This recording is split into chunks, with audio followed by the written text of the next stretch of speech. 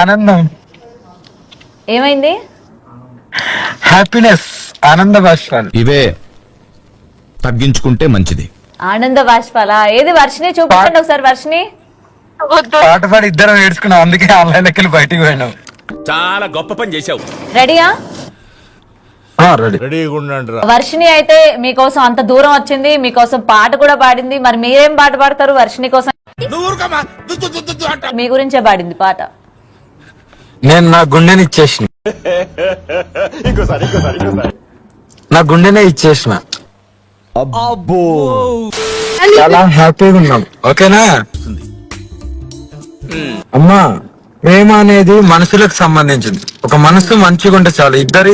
ఇద్దరు మనసులు కలిసినాయి కాబట్టి హ్యాపీగా ఉన్నాం. వచ్చిండే సైంటిస్ట్. జీవితంలో దీనికంటే ఎక్కువ ఇంకేం సంపాదించుకుంటాం చెప్పు? హ్యాపీనెస్ పెద్ద పెద్ద ఆస్తి అయినా ఏదైనా. రామచంద్ర వీడు ఓరాక్షన్ భరించలేకపోతున్నాను రా. నేను నైట్ బిర్యానీ తీసుకొచ్చాను, అది తిన్నాను. ఎవడు అడిగాడ్రా నిన్ను? ఎవడు అడిగాడ్రా? సో ఈమెకి ముద్దపప్పు, ఆవకాయ పచ్చడి, వైట్ రైస్ అంటే చాలా ఇష్టం. Flash back. సాధనలో ఏంటంటే ఫుడ్ అనేది ముట్టదు. జ్యూసులు తాగొచ్చు, డ్రై ఫ్రూట్స్ తినొచ్చు, స్వీట్, వీటి మీదనే నీ జీవనాధారం గడవాలి తప్ప ఫుడ్ అనేది టోటల్లీ బంద్ మా దగ్గర. ఇప్పుడు ఎక్కడ కొట్టాలరా నిన్ను? కొట్టకుండా పని మార్గం లేదా?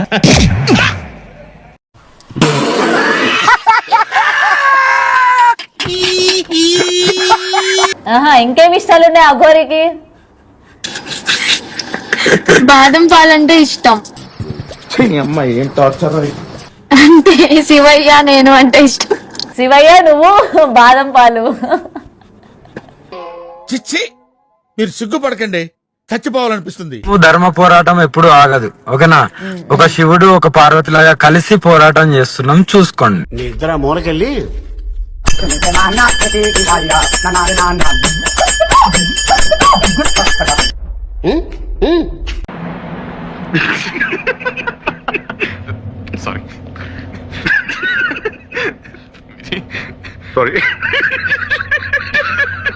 త్వరలోనే జ్యోతిర్లింగంలో పెళ్లి ఉంది, లైవ్ పెడతాను చూడండి.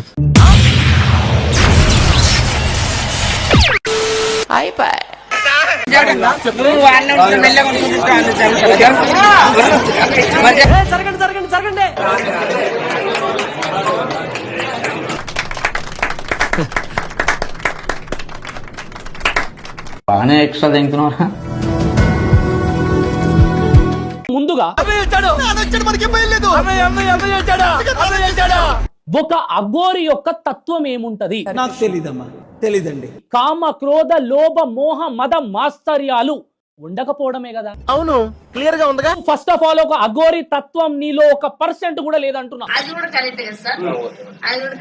అసలు ఎలాంటి భావాలు లేకుండా లోక కళ్యాణం కోసం దేవుడి భక్తిలో ఎక్కడో అజ్ఞాతవాసంలో ఉండి పూజించుకునే వాళ్ళు కదా అఘోరీలు.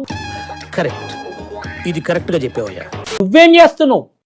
బట్టలిప్పి భస్మం రాసుకుంటే అఘోరీలు అయిపోతారా? అసలు అది భస్మమేనా, పాండ్స్ పౌడరా? కరెక్ట్ మనిషి దొరికావయ్యా. ఇప్పుడు మీ ఒంటి మీద పాండ్స్ పౌడర్ కదా ఇది? కాదు, చితాభస్మంలో మిక్సింగ్ ఉంటుంది. పాండ్స్ పౌడర్ మిక్స్ చేస్తారా? ఏముండదు, పాండ్స్ పౌడర్ స్మెల్ వస్తుంది. నా దగ్గర వస్తుంది, అది విభూతి స్మెల్ వస్తుంది. విభూతి అలాగే వస్తుంది. Okay okay. ఏమిరా బాలరాజు, ఏమిరా ఉపయోగం దేశానికి నీ వల్ల? ఏదన్నా పని చేసుకోరా బేవకు. అసలు ఆ లిప్స్టిక్ లేంది, నీ మేకప్ లేంది, ఆ కాటుక లేంది, ఇవన్నీ పక్కన పెడితే అసలు నువ్వు గురు బోధన ఏడబొందినో అని అడుగుతా ఉన్నా. ఓరి నాయనో, వీడు ఈ టైప్ లో తగిలాడేంటి? ఏదో చేసి పంపించకపోతే తర్వాత అడుక్కు తినాలి.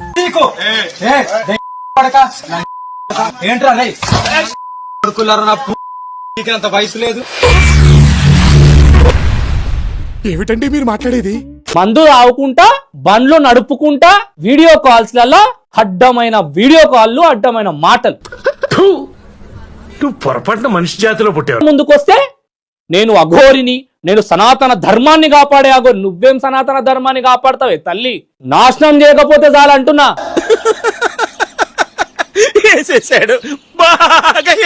నిజం చెప్తున్నా, ఎవరెవరైతే శివభక్తులు ఉంటారో, ఎవరెవరైతే వాళ్ళందరినీ కూడా మోసం చేస్తారు. మోసం.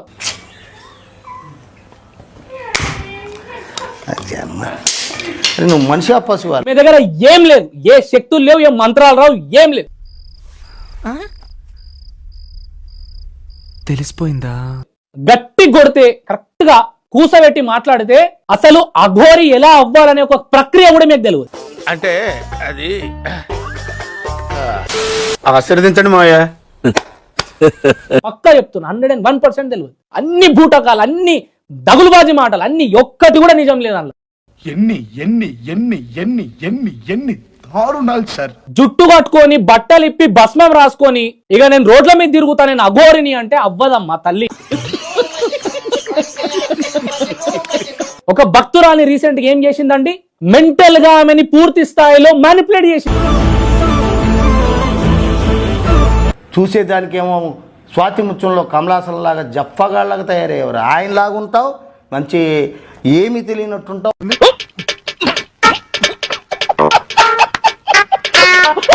ఈమె దగ్గరేమో పూజలో పునస్కారాలతో పోలేదామే, మెంటల్ గా మ్యానిపులేట్. నువ్వు పెద్ద అపరిచితుడు అమ్మ మొగుడులాగా ఉన్నావు కదరా రే.